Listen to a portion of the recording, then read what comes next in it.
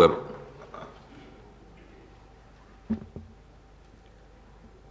అధ్యక్ష, మొదటగా మా తరఫున మా సభ్యులందరి తరఫున మరొకసారి తెలంగాణ రెండో శాసనసభకు ఎన్నికైన తర్వాత మిమ్మలను అభినందించే కార్యక్రమ భాగంలో మాట్లాడే అవకాశం దొరికినందుకు మొదటగా మీరు నాకు అవకాశం ఇచ్చినందుకు శుభాకాంక్షలు, కృతజ్ఞతలు తెలియజేస్తూ, ఈరోజు మీ అందరికీ కూడా తెలుసు, మొట్టమొదటిసారి మిమ్మలను పంచాయతీరాజ్ మంత్రిగా మేము కలిసినప్పుడు మీరు మా నాన్నగారు గుర్తు చేస్తూ వారిని ఏ విధంగా పనిచేశారో మీరు కూడా నియోజకవర్గానికి అదే విధంగా పనిచేయాలని స్ఫూర్తి కలిగించిన వ్యక్తిగా నాకు ఎల్లప్పుడూ కూడా గుర్తుంటుంది అధ్యక్ష. ఒక రైతు నాయకుడిగా, ఒక రైతు బిడ్డగా మీ వస్త్రాధరణ కానీ, మీ నడకడి కానీ, మీరు మాట్లాడే తీరు కానీ ఒక రైతును ప్రతిబింబించే ఒక రూపంగా కనబడుతుంది. అందుకోసమే కావచ్చు గతసారి గౌరవ ముఖ్యమంత్రి గారు మిమ్మల్ని వ్యవసాయ మంత్రిగా చేశారు. మీ ఆలోచనకు అనుగుణంగానే, మీ నడకడికి అనుగుణంగానే మీరు తప్పకుండా మేలు చేస్తారు, ప్రయత్నం చేస్తారనే ఒక దృక్పథం ఉంది కనుకనే గతసారి మీరు వ్యవసాయ మంత్రిగా పనిచేసి మరి చిన్నతనంలోనే సింగిల్ విండో అధ్యక్షుడిగా, జిల్లా సహకార బ్యాంక్ అధ్యక్షుడిగా, 94లో మరి శాసనసభ్యునిగా, ఒక సీనియర్ శాసనసభ్యునిగా ఈరోజు ఒక గురుతరమైన బాధ్యతను, ప్రజాస్వామ్యాన్ని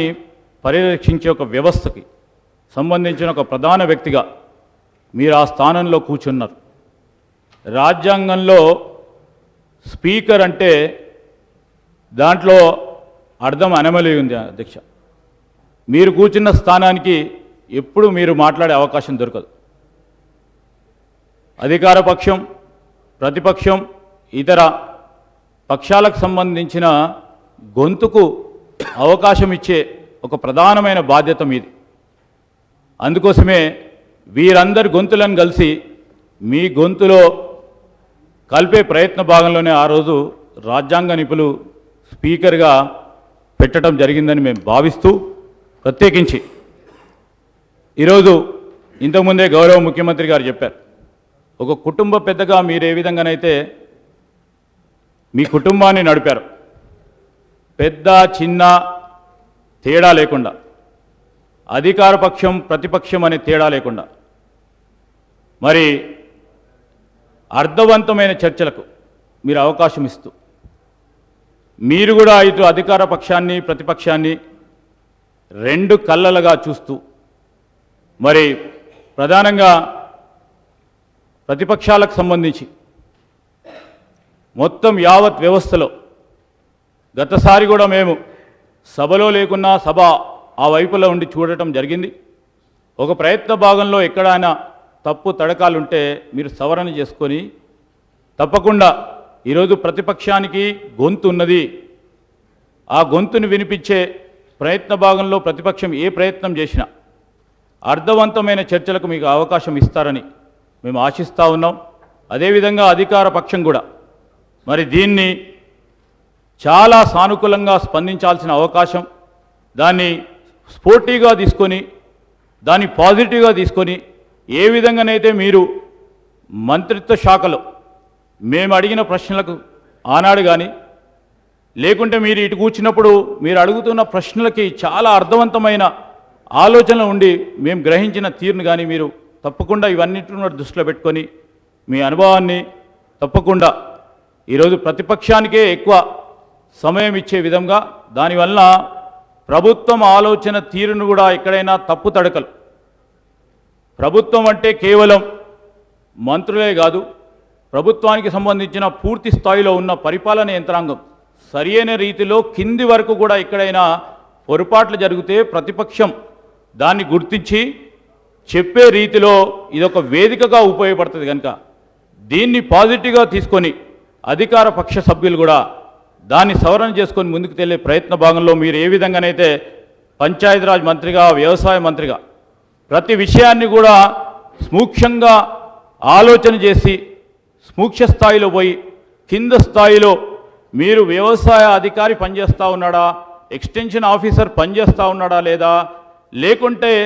రెవెన్యూ అసిస్టెంట్ సరిగ్గా పనిచేస్తూ ఉన్నాడా లేదా, ఆ స్థాయిలో మీరు ఏ విధంగా వెళ్ళటం జరిగిందో వెళ్ళటానికి ఆదర్శనీయంగా రాబోయే మరి క్యాబినెట్ ఎక్స్పాన్షన్లో మరి కొత్తగా మరి అయ్యే మినిస్టర్స్ కూడా మరి మిమ్మల్ని కూడా ఉదాహరణగా తీసుకొని ముందుకెళ్తారని ఆశాభావాన్ని వ్యక్తం చేస్తూ, మరి స్పీకర్ గారు అంటే మా నాన్నగారు మరి ఉమ్మడి రాష్ట్రంలో స్పీకర్గా పనిచేసే అవకాశం వారికి కలిగింది. మాకు కూడా ఒక గొప్ప అనుబంధం ఉంది ఆ ఇన్స్టిట్యూషన్తో. తప్పకుండా మీలాంటి వారు మరి స్పీకర్గా ఏకగ్రీవంగా ఎన్నికైనందుకు మాకు చాలా సంతోషంగా ఉంది. మరొకసారి మీకు శుభాకాంక్షలు తెలియజేస్తూ, రాబోయే 5 సంవత్సరాలు మరి ఇప్పుడే చెప్పారు హరీష్ రావు గారు, ఆదర్శనీయమైన రాష్ట్ర శాసనసభగా నిలవాలని వారు కోరుతా ఉన్న సందర్భంలో మీకు రేపు రాబోయే కాలంలో కూడా అధికార పక్షం పూర్తి స్థాయిలో సహకారం అందిస్తే తప్ప ఇది ఆదర్శనీయమైన శాసనసభ కాదు. ఎందుకంటే మీరు ఈరోజు న్యూట్రల్ పొజిషన్లో ఉన్నారు. ఇంతవరకు రైటో లెఫ్టో ఒక ఆలోచన విధానంలో పోయినవారు. ఈరోజు చేస్తూ ఉన్నప్పుడు అధికార పక్షం వారు తప్పకుండా